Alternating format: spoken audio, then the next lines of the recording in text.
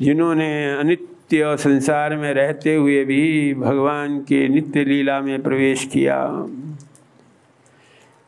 जरासंध ने कहा कि हे ब्रह्मचारी बालको, आपको तेज को देखकर तो क्षत्रियों का तेज लग रहा है, परंतु इसमें कोई बात नहीं।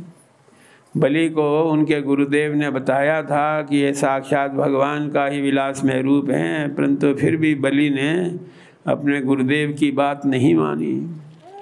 इसलिए भले आप कुछ भी हो, परंतु यहाँ तो ब्रह्मचारी के रूप में आए, याचना करने के लिए आए, तो आपको चाहे मुझे अपने शरीर को भी समर्पण करना पड़े, मैं आपको वचन देता हूँ। भगवान श्री कृष्ण ने कहा, तो कोई हम अन्न अथवा धन की प्राप्ति के लिए नहीं आए जरासंध, ये हमारे साथ आए हैं भीमसेन हैं, स्थूलकाय और उसके साथ अर्जुन हैं, और इसके साथ ही आप मेरे बारे में तो परिचय देने की जरूरत नहीं है।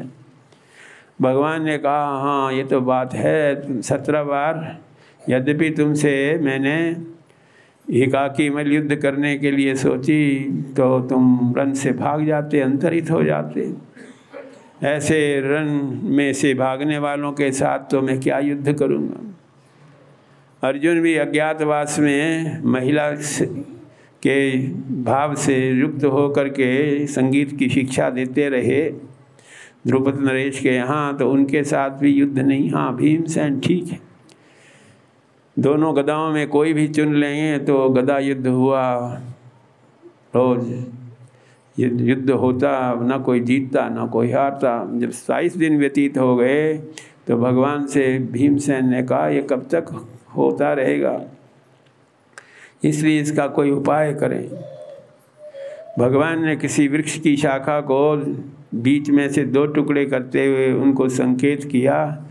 उस संकेत को समझ करके उन्होंने सोचा कि जरा नाम की राक्षसी ने ही इनके दोनों विभक्त अंगों को जोड़ करके ही इनकी जो चेतन शक्ति है जागृत की थी, जिसके कारण जरासंध इनका नाम हुआ।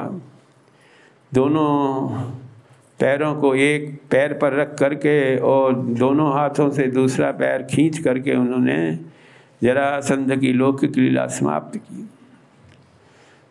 जब सहदेव ने देखा कि हमारे पिताश्री का प्राणांत हुआ, उसे भगवान के स्वरूप में श्रद्धा होने के कारण उन्होंने भगवान को प्रणाम करके उनसे आदेश प्राप्त किया, है भगवान हम तो बहुत अपने पिताश्री को समझाते थे, परंतु उनका दुराग्रह है।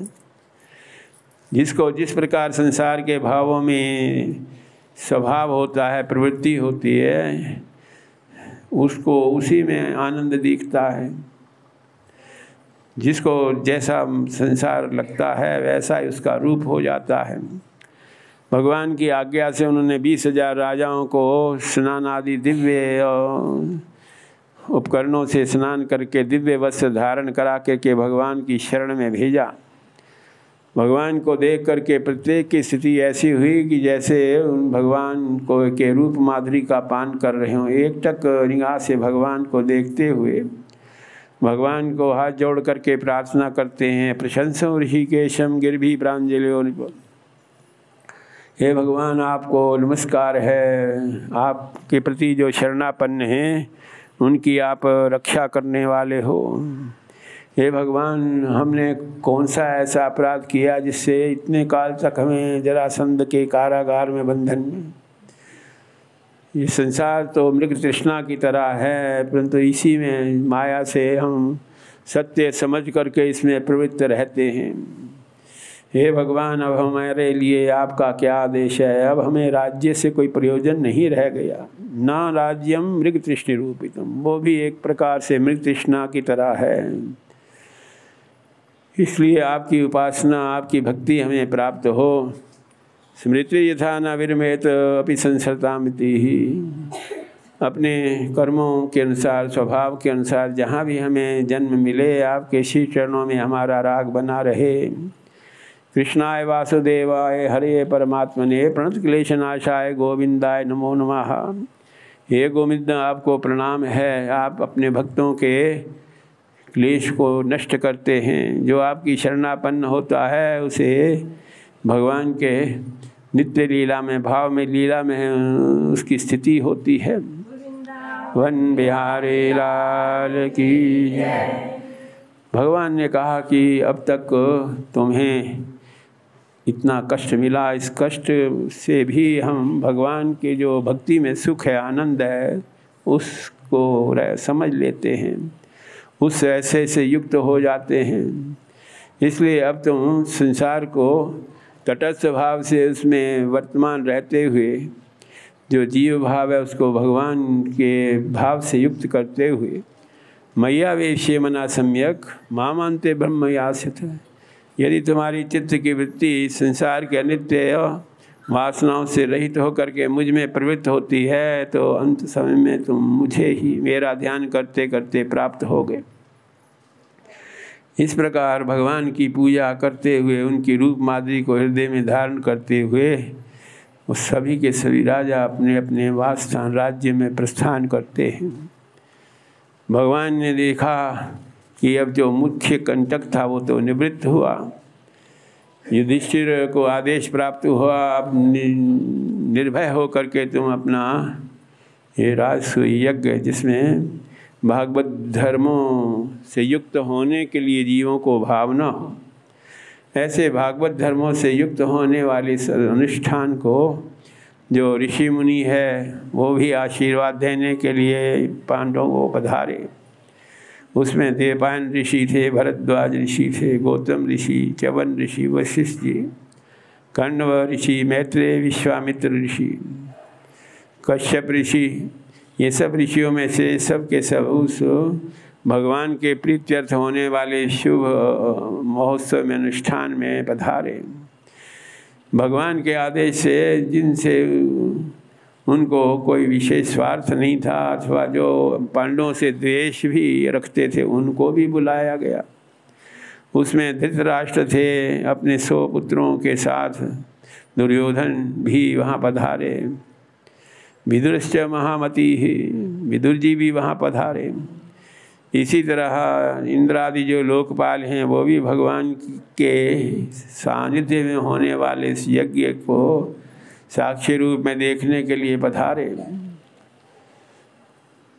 सब के सब विराजमान हो करके सोचने लगे कि इसमें प्रधान जो पद है किसको दिया जाए। उसमें नकुल जी और सहदेव ने उठ कर के घोषणा की कि जो जीव भाव भगवान के भाव से युक्त करने के लिए अनंत कोटि जीवों को अपने आनंद तत्व में निमग्न करने के लीला पुरुषोत्तम भगवान श्री कृष्ण हैं, जिनका जगत जो है कृष्णमय है, वासुदेवमय है। जगत के सभी जो पदार्थ हैं जो कृष्णमय हैं, उनके संकल्प से होने वाले ऐसे भगवान श्री कृष्ण को ही इसकी अध्यक्षता के लिए हम प्रार्थना करते हैं। उनके इस प्रस्ताव को सुन करके सभी ऋषि मुनियों ने अनुमोदन करते हुए कहा, सर्वभूतात्मभूताय, सभी जीवों के हृदय में अंतर्यामी रूप से स्थित लीला पुरुषोत्तम भगवान को ही इस पद को देने की जो प्रस्ताव है हम सबको स्वीकार है। भगवान की जय जयकार करते हुए उनको उस पद पर विराजमान करने के लिए द्रौपदी, कुंती, युधिष्ठिर जी ने उनको अलंकृत दिव्य वस्त्रों से करते हुए, उन अलंकृत करते हुए दिव्य वस्त्रों को देख करके उन्होंने सोचा कि कभी भगवान स्वयं वस्त्र रूप, वसन रूप हो करके हमारी द्रौपदी की इन्होंने रक्षा की, हम क्या भगवान को वस्त्र पहनाएंगे। अश्रुपूरित नेत्रों से उन्होंने भगवान श्री कृष्ण को विराजमान कराया। उनको इस प्रकार विराजमान होते देख करके सब ऋषि मुनि जितने भी वहाँ विराजमान थे, सब ने भगवान की जय जयकार की। परंतु एक ऐसा भी जीव था जो उठ करके उस अनुष्ठान होने के समय ही सबके बीच में हाथ उठा करके जोर से चिल्लाते हुए कहने लगा कि अब सबकी बुद्धि भ्रमित हो गई है। इतने जो वृद्ध हैं, परम तत्व के ज्ञाता ऋषि मुनि हैं, उनको छोड़ करके तुमने नकुल और सहदेव की बात का समर्थन किया। यहाँ भगवान के अतिरिक्त भी बड़े बड़े तपस्वी, बड़े बड़े विद्वान, बड़े बड़े समर्थ विद्यमान, उनको छोड़ करके तुमने इस गोपालक को प्रधान पद देने का निश्चय किया। सपर्याम कथम अर्हति, ना इनका कोई वर्ण है, ना कोई आश्रम है, ना कोई कुल है, सर्वधर्म बहिष्कृता, सब धर्मों की उपेक्षा करने वाले हैं, स्वच्छंद विचरण करने वाले हैं, गुणों से सर्वथा हीन है, फिर भी इनकी प्रधान पूजा कर रहे हो। महाराज ययाति इनके कुलाधिपति थे, उन्होंने शाप दिया था कि हम राज्य को स्वीकार, राजा भाव को स्वीकार नहीं करेंगे, स्वयं ही अपने आप ही द्वारकाधीश्वर बन गए। जो ऋषि महर्षियों से सेवित स्थान है उसका परित्याग करके समुद्र के मध्य में वास कर रहे हैं, जहाँ वास करने के बाद प्रायश्चित करना पड़ता है। समुद्र दुर्गमाश्रित्य वादन्ते दस्य वह प्रजा, जितने भी अभद्र वचन बोल सकता था उसने शिशुपाल ने भगवान के प्रति व्यक्त किए। जो वहाँ विराजमान थे उन्होंने सोचा कि ऐसे भगवान की निंदा हो रही है, ऐसे स्थान पर रहना नहीं चाहिए। किन्हीं उपस्थित राजाओं ने, जो भगवान के समर्थक थे, उन्होंने उसको प्राणांत करने के लिए शस्त्र लेकर के उद्यत हुए, परंतु भगवान ने कहा इसका जो कल्याण है मेरे हाथों से ही होना है। इसलिए भगवान ने चक्र सुदर्शन का प्रहार किया। सबको देखते देखते बड़ा आश्चर्य हुआ कि शिशुपाल के देह से दिव्य ज्योति निकल करके भगवान लीला पुरुषोत्तम श्री कृष्ण में समा गई। ये शिशुपाल का तीसरा जन्म था। यद्यपि आसुरी भाव की प्राप्ति के लिए सनक संदन सनातन सनत कुमार का शाप इनको प्राप्त हुआ था, जब ये वैकुंठ धाम में जय और विजय के रूप में भगवान के द्वारपाल थे। आज तीसरा जन्म होने के कारण अब ये पुनः अपने भगवान की सेवा को प्राप्त। जैसा हमारा संसार में ध्यान है, जैसी हमारी तन्मयता है, उसी भाव से युक्त होकर के हम अपना उद्धार करते हैं। इस प्रकार जो भगवान का किसी भी रूप से सतत चिंतन होता है, उसी की प्रधानता भगवान के हृदय में रहती है।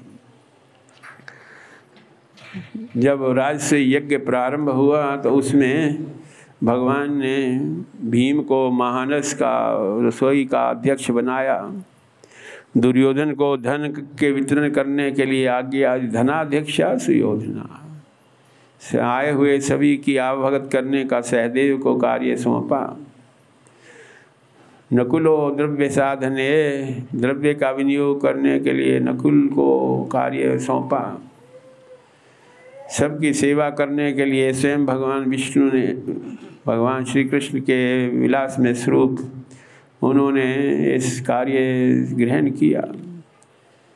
कर्ण को भी जो विरोध करता था उसको ही ये कार्य दिया कि जितना मर्जी तुम दान करो, दान के कार्य के लिए उसको नियुक्त किया। इस प्रकार जब यज्ञ प्रारंभ हुआ तो उसमें सभी प्रकार के जीवों को प्रवेश मिला, चाहे ब्राह्मण हो, क्षत्रिय हो, वैश्य हो, शूद्र हो, पतित हो, चांडाल हो, अंत्यज हो, भगवान के भाव से युक्त हों। भगवान के हृदय में भाव होने के कारण उनको ये भगवान के प्रीत्यर्थ याग हो रहा है। किसी महाचंडाल को ये लगा कि वहाँ तो सब जो हैं अधिकारी हैं, वहाँ जाने के हमें कहाँ अधिकार है। ऐसा भगवान ने देखा कि ऐसे भी एक भगवान के भक्त हैं जो संकोच कर रहे हैं आने से। अर्जुन को उनको लाने के लिए प्रेषित किया। जब भगवान की भगवत्ता अनंत सृष्टि है, अनंत सृष्टि में जो भी भगवान का चिंतन जिस भाव से करते हैं, उनकी जो है कुल अथवा उनके जन्म को भगवान नहीं देखते। यज्ञ पूर्ण हुआ तो उसमें मृदंग, शंख आदि बाजे गाजे बजने लगे। ये यज्ञ की पूर्ति के लिए शुभ लक्षण था। यज्ञ की पूर्ति होने में वृष्टि हुई, ये भी शुभ लक्षण होता है। ये उस कार्य की पूर्ति में ये शकुन था, शुभ शकुन था। जितने भी आने वाले ऋषि मुनि थे उन सब का सत्कार करके उनको विदा किया। युधिष्ठिर ने जो भी देवता लोकपाल आदि आए थे उनको भी उनका आशीर्वाद प्राप्त करके युधिष्ठिर ने पांडवों ने उनको विदा किया। भगवान कुछ समय तक उनको संतुष्ट करने के लिए पांडवों को वहीं वास करते रहे। किसी समय वास करते हुए भगवान को साथ में युधिष्ठिर भी है, उनके और मित्र गण भी हैं। जो इंद्रप्रस्थपुरी का जो निर्माण है उसका दिव्य जो स्थापत्य कला है जिसको दिखाने के लिए युधिष्ठिर जी जो स्वयं विश्वकर्मा के द्वारा निर्मित पुरी है, स्वर्गलोक की तरह उसमें ऐश्वर्य है। भगवान के साथ भीमसेन भी हैं, द्रौपदी भी है, कुंती भी है, पांचों पांडवों के साथ दुर्योधन उसके मित्र भी हैं। उस पुरी इंद्रप्रस्थपुरी का ऐसा कुछ निर्माण में वैलक्षण्य था कि कहीं जल में स्थल की प्रतीति होती, कहीं स्थल में जल की प्रतीति होती। अतप्यत राजसूयस्य महित्वं से आत्मनाः। युधिष्ठिर बड़े अहंकार से कि एक छोटा सा इनको पुरी मिल गई इंद्रप्रस्थपुरी, इसी में इनको बड़ा अभिमान है। मन में वही सोचते सोचते जा रहा था, उसको ध्यान नहीं आया। जा कर के जब उसने देखा कि इसमें तो लगता है जल, परंतु वास्तव में वो स्थल था। अपने कपड़ों को जरा ऊपर उठा करके रक्षा के लिए, परंतु जब उसने वहाँ से गुजरा वहाँ तो जल था ही नहीं। कुछ आगे जा कर के उसने देखा कि यहाँ स्थल की उसको भ्रांति हुई, परंतु वहाँ वास्तव में जल था। जल में गिर करके उसके सभी वस्त्र गीले हो गए। उसको देख करके भीमसेन और द्रौपदी ने कहा, दुर्योधन तुम्हारे पिता तो जन्म से ही अंधे हैं, परंतु तुम्हें दृष्टि होते हुए भी दृष्टि की प्राप्ति नहीं है। यद्यपि उनके कहने का भाव तो यही संकेत था कि तुमने जो हमारे पिताश्री की संपत्ति को हड़प लिया है तो ये उचित कार्य नहीं है। ये तुम्हारी दृष्टि धूमिल है, संसार के पदार्थों में तुम अकारण आसक्त हो, इस के लिए तुम्हें जो दृष्टि धूमिल है उसका जो फल है उसको तुम्हें प्राप्ति होगी। दुर्योधन भी इस प्रकार उनके इस व्यवहार को देख करके क्षुब्ध हो करके सभी के सभी उस राजसूय यज्ञ में सत प्रेरणा ले करके पदार्पण करते हैं, परंतु ऐसे केवल दुर्योधन जैसे ही महान जो दुष्ट हैं, जो इनका उत्कर्ष, इनका जो प्रभुत्व है, महत्व है, जिनको सहन नहीं हुआ, ऐसे संसार में जीव हैं, उनसे हम अपनी चित्तवृत्ति को भगवान में दृढ़ होने के लिए कभी कभी वो बाधक स्वरूप होते हैं। संसार में इसीलिए जो भगवान के भक्त हैं, क्षोभ होते हुए वे क्षुब्ध नहीं होते, क्षोभ का अवसर प्राप्त होते भी क्षुब्ध नहीं होते। ऐसे राजसूय यज्ञ में जो युधिष्ठिर का मन था, भगवान की भगवत्ता, भगवान की सर्वरूपता, भगवान के सर्वात्म भाव की प्राप्ति का संदेश सब ऋषि मुनि ले करके जितने भी राजा महाराजा वहाँ आए, भगवान से उनके श्री चरणों में हमारा अनुराग बना रहे, यही प्रार्थना करते हुए, यही प्रेरणा लेकर के जाते हैं। ऐसे राजसूय यज्ञ के प्रकरण के साथ ही प्रातःकालीन प्रवचन को विश्राम देते हैं। सायंकाल के प्रवचन में जो भगवान के अन्य जो आश्रित शक्तियों से युक्त हैं उनका भी उद्धार करते हुए, भगवान के जो बाल सखा हैं सुदामा पर भगवान की किस प्रकार कृपा होती है, भगवान के अनंत कोटि जीवात्माएं हैं जिनको भगवान किसी सूर्य ग्रहण के अवसर पर कुरुक्षेत्र में सबका सानिध्य प्राप्त करके उनको वृंदावन धाम की महिमा से अवगत कराने के लिए लीला करते हैं। 9 योगीश्वरों का जो दिव्य उपदेश है, वसुदेव और देवकी को सुना करके उनका मोह भंग होता है कि हमने भगवान से वात्सल्य भाव का संचार करते हुए जीवन की गति प्राप्त की। तो ये सब प्रसंग आप सायंकाल सुनेंगे। तो प्रातःकालीन प्रवचन को विश्राम देते हैं। बोलो वृंदावन बिहारी लाल की, सद्गुरुदेव भगवान की, जगदीशा जोता वाली माता तेरी सदा पुण्य। जय जय श्री राधे, जय जय श्री राधे, जय जय श्री राधे।